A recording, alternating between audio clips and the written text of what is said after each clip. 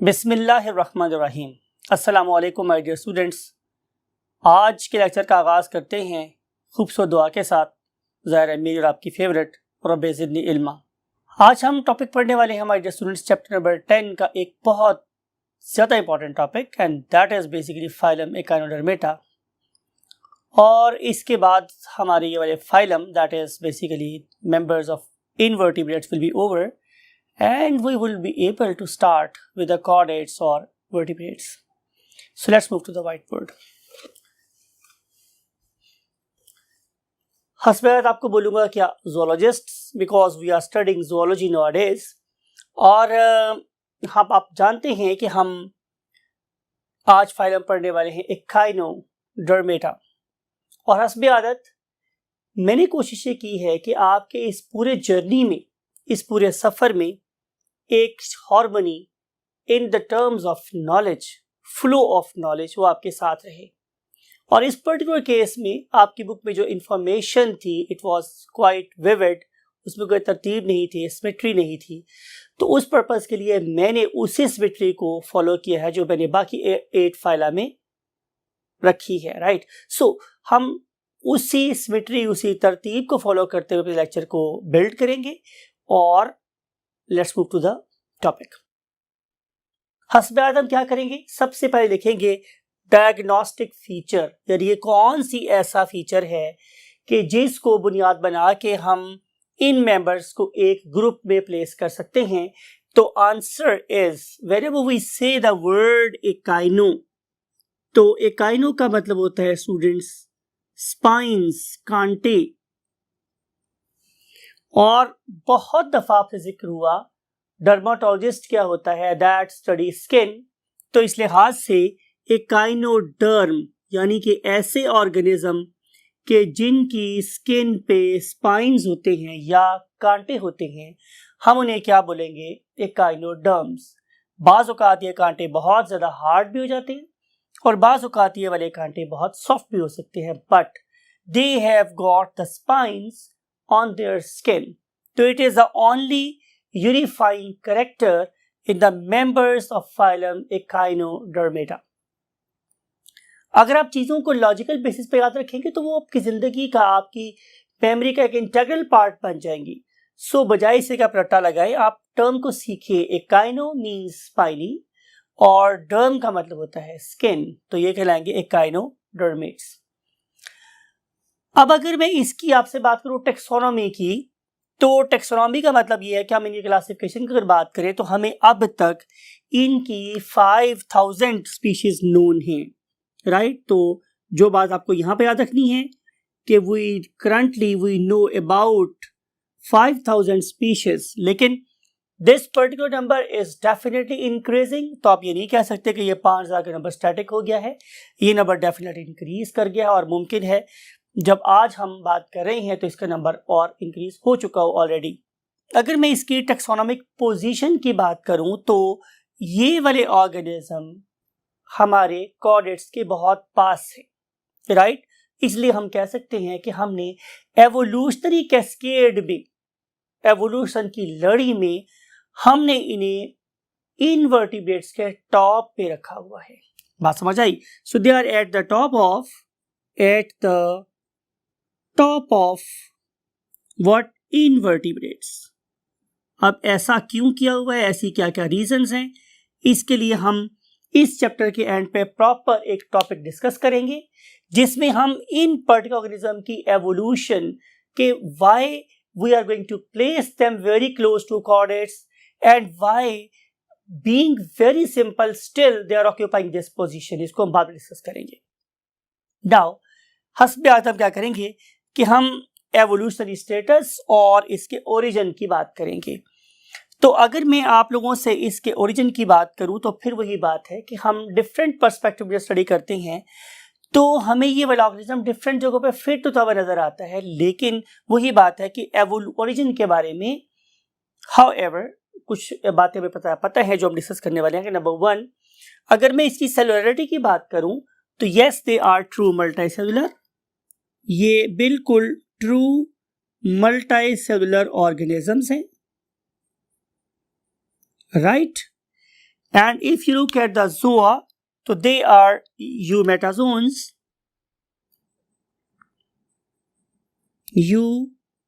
Eumetazoans. And if you look at their symmetry, तो आपने बात को बहुत गौर से सुनना है कि जब आप इन ऑर्गेनिजम्स को इनकी मेच्योर स्टेट में देखते हो, for example you are looking at sun star और स्टारफिश और ब्रिटल स्टार और सी कुकम्बर और सी अर्चन, तो आपको ये महसूस होता है कि ये ऑर्गेनिज्म कैसे हैं, रेडियली सिमेट्रिकल है, लेकिन ऐसी बात नहीं है, राइट। इंपॉर्टेंट बात ये है कि आप लोगों ने इस ऑर्गेनिज्म को देखना है during the course of its development. तो जब आप इसे डेवलपमेंट में देखते हो तो आपको पता चलता है कि इनके जो लार्वी हैं they are basically what, bilaterally symmetrical. तो हम लिखेंगे कि organisms are bilateral in symmetry. However it is important to note कि however they lost their bilateral symmetry secondarily and they appear as what, radially symmetrical. अगर हम बात करेंगे number of layers की, तो dear students, these organisms are definitely triploblastic.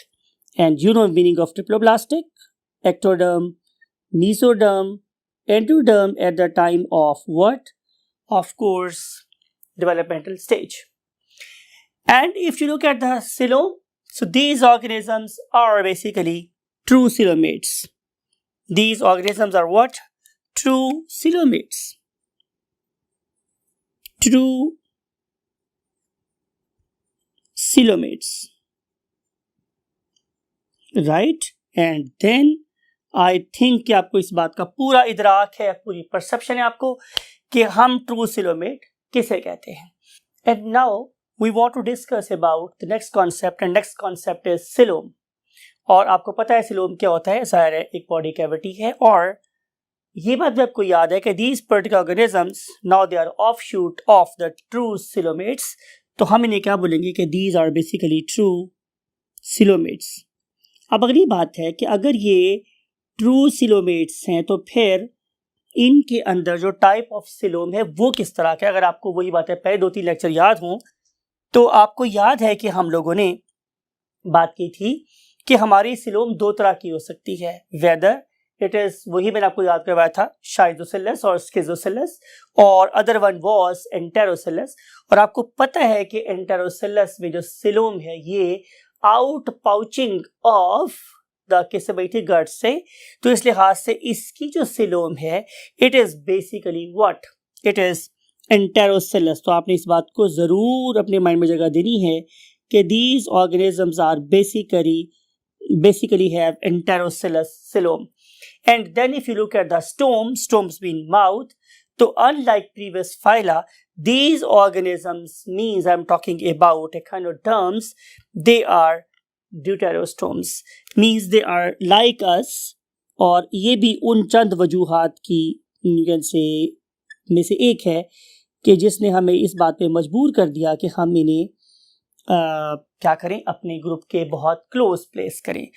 तो डिटेरोस्टोम का मतलब ये है कि इन ऑर्गेनिज्म की डेवलपमेंट के दौरान भी जो दूसरा पोर बना था इट वाज द माउथ, और जो पहला पोर था it was basically what, the anus. Therefore we love to say them what, deuterostomes. And now we want to move ahead, or we want to see what is basically their habitats. So अगर आप इन organism को देखेंगे तो these organisms are exclusively marine. I want to see the color कि आप कौन सा colour मुझे यूज करना चाहिए, तो I must use black. तो जहां तक ताल्लुक है इनके हैबिटेट का, तो ये वाले ऑर्गेनिजम्स जो हैं ये are exclusively marine, exclusively marine, और अल्लाह ताला ने इनको ये एबिलिटी दी है कि ये नॉर्मली बॉटम डिवेलर हैं। Whenever we use the term bottom dweller, तो इसका मतलब ये है कि ये समंदर के कहाँ पे रहेंगे, बॉटम पे रहते हैं। डिवेलर रहने वाले, बॉटम डिवेलर बॉटम पे रहने वाले। So these are very very excellent organisms. और अगर मैं वही बात है इनके साइज एंड शेप की बात करूंगा तो यूजुअली इनमें माइक्रोस्कोपिक ऑर्गेनिज्म कम है, तो दे आर यूजुअली विजिबल, आमतौर पर ये विजिबल होते हैं। और अगर मैं इसकी शेप की बात करूंगा तो I can find a huge variations in their, you can say, size and shapes. और अगर मैं फॉर एग्जाम्पल शेप की बात करूँ तो they may be biscuit like, और आपको पता है कि जब मैं बिस्किट की एग्जांपल दूंगा तो उसमें जाहिर है आप लोग स्टार फिश की बात करोगे, आप लोग ब्रिटल स्टार की बात करोगे, आप लोग सन स्टार की बात करोगे for example. So these are basically biscuit shape. लेकिन अगर मैं बात करूं किसी वैस की तरह से तो उस वैस में आप लोगों को नजर आ सकता है क्या, फॉर एग्जाम्पल सी अर्चिन, और दे मे बी सिलेंड्रिकल, और उसकी जो बेस्ट एग्जाम्पल है that is basically sea cucumber. So these are different types of variations in their shapes. And now we want to move to the next concept. और next concept ये है कि ये कहाँ से खाते पीते हैं और क्या खाते पीते हैं. तो answer is कि these organisms are usually what? Carnivores. ये carnivores होते हैं, अपना शिकार करते हैं, और इस पर्पस के लिए अल्लाह ताला ने इसको क्या दिया हुआ है, बहुत ही स्ट्रॉन्ग किस्म का मसल सिस्टम. आप लोगों को याद है कि हम लोगों ने फाइलम मोलस्का में शेल्ड ऑर्गेनिजम्स की बात की थी. पर्टिकुलरली अगर आपको याद हो तो हमने बात की थी फ्रेश वाटर मसल की. इस पर्टिकुलर केस में these particular organisms, I'm talking about echinoderms, they can generate a huge force that can overcome the force of adductor muscles of that very freshwater mussel and open up the two shells and ingest all the viscera, right? So they are basically carnivores, but not all of them. तो ये carnivores होते हैं. और अगर मैं इनकी बात करूं तो ये ऑर्गेनिज्म चूंकि बिस्किट शेप है तो they have got the two ends. और जब मैं इसके टू एंड्स की बात करूंगा तो इनमें से एक एंड कौन सा है, ओरल एंड्स. इसका एक एंड कौन सा है students, they have got two ends. उनमें से एक एंड कौन सा है जो नीचे वाली साइड पर है, और आपको पता है कि नीचे वाली साइड को वेंट्रल बोलते हैं, और वेंट्रल साइड पे इसका माउथ भी है, लिहाजा मैं वेंट्रल साइड को ओरल एंड का नाम देता हूं.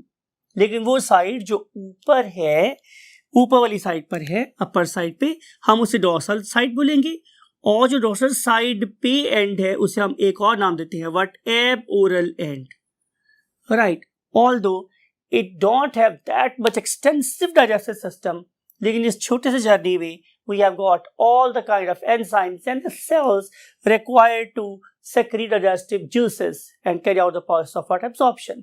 ठीक है, तो इनका डाइजेस्टिव सिस्टम भी कैसा है, बेसिकली जाहिर है दो एंड है तो कैसा होगा, ट्यूब लाइक.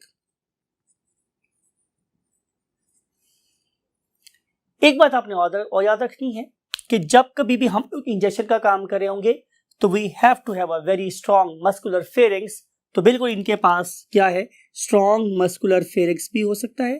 और वो वाले ऑर्गेनिज्म जो कि शिकार नहीं करते हैं उनका जो फेरिंग्स है वो क्या होता है, इवर्सिबल, मीन्स वो बाहर निकल सकता है, जो अपना डेड ऑर्गेनिक मैटर है उसको भी चिपका सकता है और फिर अंदर वापस लेके भी जा सकता है. And now we want to move to the next concept and that is respiration and excretion. जैसे मैंने आपसे डिस्कस किया कि ये ऑर्गेनिज्म अपनी पोजीशन के एतबार से काफी कंट्रोवर्शियल है, और इनकी कंट्रोवर्शियलिटी में जो चीज बहुत ज्यादा मतलब फोकस करते हैं उसके ऊपर, वो है development of the organ system. Organ system की डेवलपमेंट के लिहाज से दे आर वेरी पैथेटिक, बहुत पुअर है, बहुत पीछे हैं. यानी कि अगर आप इनमें कोई रेस्पिरेटरी सिस्टम फाइंड करना चाहे तो आपको वो भी नहीं मिलेगा, एक्सक्रीटरी सिस्टम फाइंड करना चाहे तो वो भी नहीं मिलेगा. मींस कि ये वाले सिस्टम्स डेफिनेटली हमारे कॉर्डेट्स के बहुत पास इवॉल्व नहीं है, और they are not much evolved as compared to molluscs और आर्थ्रोपोड्स. लेकिन बहरहाल जैसे मैंने बोला कि अगर इनकी ये कंट्रोवर्शियलिटी, तो हमारे पास बहुत ऐसे पॉइंट्स भी है जो हमें ये मजबूर करते हैं कि हम इन्हें कॉर्डेट्स के पास रखें. तो बात ये हो रही है कि अगर मैं बात करूं रेस्पिरेटरी सिस्टम की, तो both systems means respiration excretion they are not so developed. ये तो डेवलप्ड है ही नहीं. अब हम मूव करेंगे नेक्स्ट कॉन्सेप्ट की तरफ कि अगर इनके पास रेस्पिरेशन एक्सक्रीशन बहुत एडवांस नहीं है तो फिर इनके इस पर्टिकुलर डेफिशिएंसी को ओवरकम कैसे किया नेचर ने, तो by providing N other very very important system that is comparable to our blood vessel system, and we call it as water canal system, or simply we can say it water vascular system.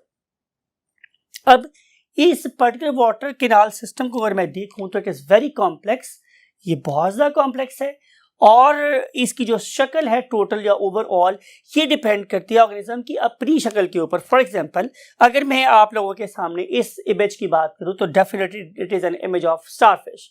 अब हम इस particular organism की किस side को देख रहे हैं, dorsal side को, तो आपको नजर आता है कि इसके एनस के करीब मीन इसकी एबोरल साइड पे there is an opening, look at this, जो हाईलाइट हो रही है, ब्लिंक हो रही है, and that very opening is called as madreporite. अब ये जो मैड्रीपोराइट है इट मूव्स डाउनवर्ड और ये मूव करती है into a vertical canal and that very canal is called as stone canal. अब ये जो स्टोन कैनाल है it is basically going to supply water to look at this blinking area is the circular area and therefore we want to call it as what, a ring canal। और आप देख रहे हैं कि इस particular ring canal से फिर अगर इसकी बाजू 5 है तो जाहिर है यहाँ से 5 कैनाल्स बाहर की तरफ निकल रही हैं और आपको पता है जब भी कोई चीज बाहर निकल रही है हम उसे बोलते हैं रेडिएशन, रेडिएट आउट। तो देयरफॉर रिंग कैनाल के साथ एसोसिएटेड हैं व्हाट, रेडियल कैनाल्स। और फिर ये अगर हम इनमें से किसी एक बाजू को फोकस करें तो पता चलेगा कि इस पर्टिकुलर रेडियल कैनाल से दोनों साइड पर निकलती हैं लेटरल कैनाल्स और फाइनली इस लेटरल कैनाल के साथ अटैच होते हैं ट्यूब फीट। तो अब हम करेंगे क्या कि हम देखेंगे कि ये सिस्टम जो इतना कॉम्प्लेक्स है ये कर क्या रहा है। Basically it is going to absorb definitely what, oxygen rich water, और ये जो ऑक्सीजन रिच वाटर है ये इसी पर्टिकुलर पाथ को means madreporite, stone canal, ring canal and then radial canal and then lateral canal यहाँ से होता हुआ बॉडी में से बाहर निकल जाएगा। तो इस लंबे से जर्नी में जो कि इस पर्टिकुलर सिस्टम को आप देख रहे हैं कि पूरी बॉडी को इसने ऑक्यूपाई किया हुआ है, तो इस पूरी जर्नी में ये ऑलमोस्ट बॉडी के हर पार्ट को ऑक्सीजन रिच वाटर के थ्रू क्या प्रोवाइड कर रहा है, ऑक्सीजन।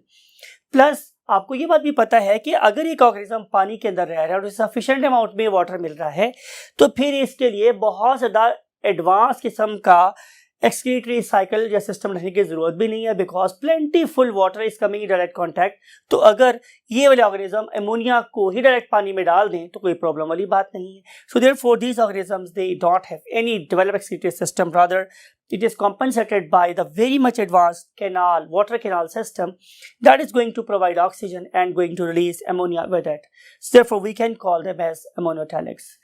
So next concept मेरे पास क्या हमारे students, skeleton and locomotion। skeleton की बात करेंगे तो आपको दो बातें याद रखनी हैं कि नंबर 1, किसी भी ऑर्गेनिज्म की जो सबसे बाहर वाली कोटिंग है हम उसे क्या बोलते हैं, एपिडर्मिस, राइट, या हम इसे क्या बोलेंगे, एक्टोडर्म, और उसके नीचे वाली को क्या बोलेंगे सर, मेसोडर्म। अगर कोई स्केलेटन सबसे बाहर पाया जा रहा हो तो हम उसे क्या बोलेंगे, जाहिर है it is ectodermal in origin, लेकिन इस वाले केस में ऐसा नहीं हो रहा। आपने मेरी बात को जरा गौर से सुनना है। इस वाले केस में जितने भी स्पाइन्स बन रहे हैं, जितने भी कांटे बन रहे हैं, basically their origin is, look at this image, it is basically mesodermal in origin. और फिर से जो बनने वाली ये प्लेट्स है कैलकेरियस या जैसी भी सॉफ्ट या हार्ड, ये वाली प्लेट्स बेसिकली हमारी एक्टोडर्म को फाड़ती हुई बाहर निकल आती, राइट। देयरफॉर हम इसको क्या बोल रहे हैं, it is not an exoskeleton, it is a endoskeleton.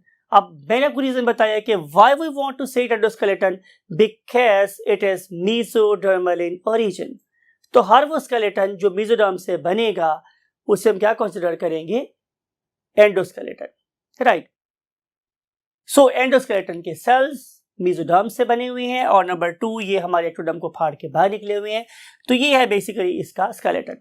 और अगर हम बात करते हैं इसकी लोकोमोशन की, तो इसकी लोकोमोशन में जो चीज़ सबसे ज़्यादा यूजफुल है वो क्या है हमारे स्टूडेंट्स, उसे हम बोलते हैं ट्यूब फीट। और ये जो मैंने अभी जिक्र किया था आप लोगों से वाटर कैनाल सिस्टम का, तो आपको याद होगा मैंने बोला था कि हमारी आर्म्स के अंदर प्रेजेंट रेडियल कैनाल से डेवलप होती हैं क्या, lateral canals, look at this image. और इस लेटरल कैनाल के साथ ये सैक लाइक स्ट्रक्चर्स अटैच है और इन सैक लाइक स्ट्रक्चर्स को देखा जाए तो they have got an went, बाहर जाने का रास्ता होता है, ठीक है। इस पर्टिकुलर ट्यूब फीट को मैं देखूं अगर फर्दर मैग्नीफाई करके तो पता चलेगा कि इसमें 2 किस्म के मसल्स हैं। One of them are called as longitudinal, जो इस पर्टिकुलर सैक के साथ साथ अटैच होता है, क्या बोलूंगा, लॉन्गिट्यूडिनल मसल्स। लेकिन दूसरे मसल्स कौन से हैं, सर्कुलर। जब दो किस्म के मसल्स आपस में एक दूसरे की सपोर्ट में और एक दूसरे की अगेंस्ट काम करते हैं तो हम इसे क्या बोलते हैं, antagonistic muscles. So same is the case here. These longitudinal muscles and circular muscles, they work in antagonistic fashion, right? तो ये ट्यूब फीट को क्या करेंगे, किसी सबस्ट्रेटम पे, अपने शिकार पे, अपनी फूड पे या टू द स्टोन, किसी भी जगह के ऊपर इसको अटैच करने में हेल्प करते हैं और डिटैच करने में हेल्प करते हैं। Look at this movement. इस ऑर्गेनिज्म में, इस वाले केस में, इसकी पूरी body it is literally crawling on the surface of the bottom of the ocean, it is trying to access what its prey. तो इस वाले केस में इसकी पूरी बॉडी के जो मसल्स हैं they are basically helping to float in it. लेकिन आप इस पर्टिकुलर इमेज में एक और स्टारफिश को देखें, that has basically come out of the ocean. Look at its majesty, how gracefully this particular starfish is showing और displaying its tube feet on the lower side. और आप देख रहे हैं कि कैसे इस पर्टिकुलर ट्यूब फीट की मदद से ये अपने आप को जमीन से उठाए भी हुए है और कैसे ये अपने एक किस्म के पिवटिंग पॉइंट बना रही है अपने एक ट्यूब फीट को, और फिर पूरी की पूरी जो स्टारफिश है वो आगे की तरफ मूव कर रही है। So these particular organ of locomotion are called as tube feet that can be attached and detached from the surface. लेकिन सारे के सारे जो ऑर्गेनिज्म हैं इस पर्टिकुलर फाइलम के, they are not motile, few of them are also sessile. Whenever we use the term sessile, it means they are stationary, they are static, और उसकी जो बेस्ट एग्जांपल है वो हमारे पास सी कुकम्बर है, राइट। सो ये है हमारी स्केलेटल लोकोमोशन के बारे में सारी डिटेल। तो अब हम चलते हैं नेक्स्ट थिंग पे, that is called as again nervous system. तो हमारा गिला यहाँ पे फिर वही है कि जनाब इतने लीस्ट डेवलप्ड नर्वस सिस्टम के साथ ये हमारे हमसाए क्यों। बहाल एक बात की डिबेट है, अगले लेक्चर में करेंगे।